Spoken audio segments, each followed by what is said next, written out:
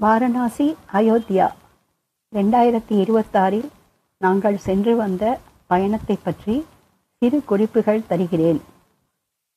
முதல் பகுதி. அயோத்தியா கோவில் திறந்ததிலிருந்து செல்ல வேண்டும் என்று எங்களுக்கு விருப்பம்.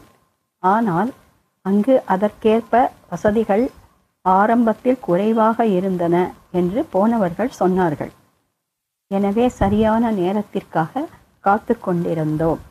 நாங்கள் ஏற்கனவே பிரயாக்ராஜ், கயா, புத்தகயா போன்றவற்றை பார்த்து விட்டதால் இந்த முறை வாரணாசியும் அயோத்தியாவும் மட்டும் செல்ல நினைத்து கொண்டிருந்தோம். முருகன் டிராவல்ஸ் இந்த 2 இடங்களுக்கும் விமானத்தில் அழைத்து செல்கிறார்கள் என்று தெரிந்ததும் அவர்கள் மூலம் பிப்ரவரி மாதம் இந்த வருடம் செல்ல புக் செய்து கொண்டோம். அவர்களுக்கு பல இடங்களில் புக்கிங் ஆஃபீஸ் இருக்கிறது. நேராகவோ ஆன்லைன் மூலமாகவோ நாம் புக் செய்து கொள்ளலாம். இந்த கட்டுரையை பொறுத்த அளவில் நான் இடங்களின் விசேஷங்களை பற்றி, புராண கதைகள் பற்றி எதுவும் எழுதவில்லை. தவிர அங்கே போய் செய்யும் கர்ம காரியங்கள் பற்றியும் நான் எழுதவில்லை. எங்கள் பயணம் எப்படி இருந்தது என்பதை பற்றி மட்டும்தான் இங்கே எழுதியிருக்கிறேன். முதல் பகுதி. ஒரு முருகன் டிராவல்ஸ் மூலம் நாங்கள் புக் செய்திருந்தோம்.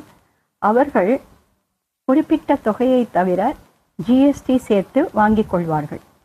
எங்களுடைய டிராவல்ஸ் பொறுத்தவரை சென்னையிலிருந்து 1 ஸ்டாப் வாரணாசிக்கும் மீண்டும் வாரணாசியிலிருந்து சென்னைக்கும் டைரக்ட் ஃப்ளைட். நாம் கட்டும் பணத்திலிருந்து அவர்கள் ஃப்ளைட் சார்ஜஸ், வாரணாசி ஏர்போர்ட்டில் இருந்து பிக்கப் ட்ராப், ஹோட்டல் தங்கும் செலவு, வாரணாசியில் இருந்து அயோத்தியா சென்று வர போக்குவரத்து செலவு, ஹோட்டலில் காலை உணவு மற்றும் இரவு டின்னர், இவை எல்லாவற்றுக்கும் நாம் அங்கே போய் இறங்கியதில் இருந்து கிளம்பும் வரை அவர்கள் பொறுப்பு. வாரணாசியில் போட் ரைடு, லஞ்ச், உள்ளூர் ரிக்ஷா, ஆட்டோ செலவு தவிர தனிப்பட்ட நம்முடைய பர்ச்சேஸ், இவை எல்லாவற்றையும் நாம் பார்த்து கொள்ள வேண்டும். வாரணாசியில் இருந்து ஒரு கைடு நம்முடன் இருப்பார். தேவைப்பட்ட போது வந்து உதவுவார். அவர் உள்ளூரை சேர்ந்தவர். தமிழ் புரிந்து கொள்கிறார். ஆங்கிலமும் தெரியும் என்று நினைக்கிறேன். ஹிந்தி தெரியாத எங்களுக்கு அவருடைய உதவி மிகவும் அவசியமாக இருந்தது.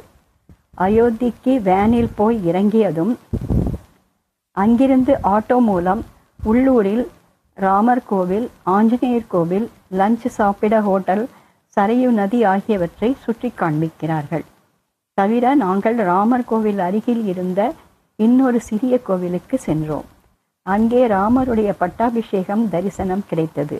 அதன் பக்கத்தில் சீதா மாதா பயன்படுத்திய சமையலறை இருக்கிறது.